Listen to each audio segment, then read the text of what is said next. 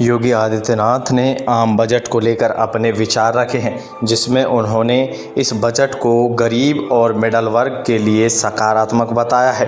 वहीं उन्होंने कहा है कि इस तरह का बजट देश में सकारात्मक और लोगों को आगे बढ़ाने में सक्षम साबित होता हुआ नजर आएगा। देखिए और क्या कुछ कहा योगी आदित्यनाथ ने। मंत्री जी ने देश का आम बजट प्रस्तुत किया है। यह बजट सर्वस्पर्शी, सर्वसमावेशी, विकासोन्मुख 140 करोड़ भारतवासियों की आशा, आकांक्षा और अमृत काल के संकल्पों को पूरा करने वाला सिद्ध होगा। आम बजट 2024-25 आत्मनिर्भर एवं विकसित भारत के निर्माण का एक आर्थिक दस्तावेज है। इस आम बजट में अंत्योदय की पावन भावना, विकास की असीम संभावना और नवोन्मेष की नवदृष्टि है। इस आम बजट में अन्नदाता किसानों की समृद्धि के लिए 1,52,000 करोड़ रुपए, कृषि और सहायक सेक्टर के लिए, महिला सशक्तिकरण के लिए 3 लाख करोड़ रुपए से अधिक का प्रावधान किया गया है। स्वाभाविक रूप से आधी आबादी, देश के सबसे बड़े राज्य उत्तर प्रदेश की आधी आबादी इससे सर्वाधिक लाभान्वित होने वाली है, और खासतौर पर तब जब उत्तर प्रदेश 2020 से ही मिशन शक्ति के कार्यक्रम को प्रभावी ढंग से यहां पर जमीनी धरातल पर उतार रहा है। सर्वाधिक अन्नदाता किसान उत्तर प्रदेश के अंदर निवास कर रहा है। उन अन्नदाता किसानों की समृद्धि में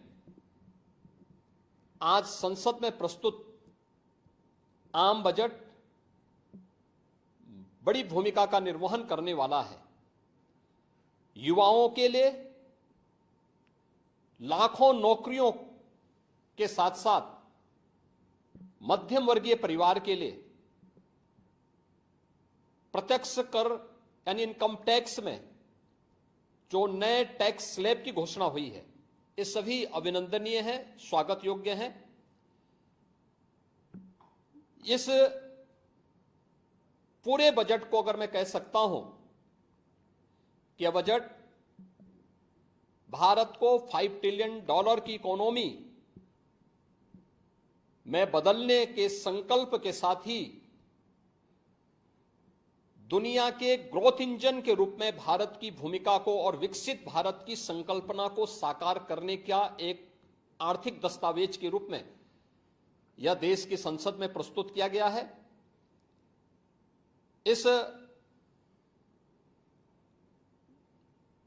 140 करोड़ जनता जनार्दन के लिए समर्पित,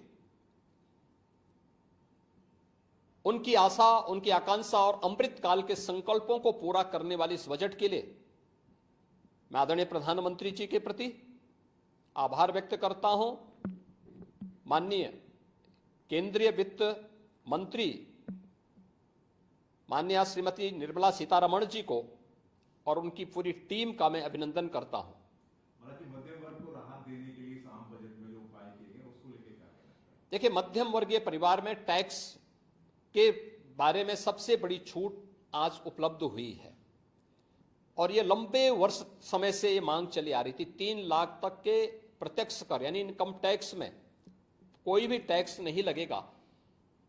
इसके साथ साथ अन्य जो स्लैब भी दिए गए हैं वे काफी राहत भरे हैं। अलग अलग सेक्टर के लिए जो प्रावधान किए गए हैं, गांव के लिए, गरीब के लिए, किसान के लिए, नौजवान के लिए, एमएसएमई सेक्टर के लिए, ये लाखों नौकरियों को क्रिएट इससे होगा। इंडस्ट्री के लिए जो प्रावधान किए गए हैं, मुझे लगता है ये सभी स्वागत योग्य हैं और नौजवानों के लिए, समाज के हर तबके के लिए, महिला सशक्तिकरण के लिए, अन्नदाता किसानों के लिए, सभी तबके के लिए जो कुछ भी प्रावधान इसमें किया गया है, मैं कह सकता हूं कि यह राम राज्य की अवधारणा को साकार करने वाला एक सर्वस्पर्शी, सर्वसमावेशी और विकासोन्मुख बजट के रूप में यह मोदी 3 का यह पहला बजट जाना जाएगा।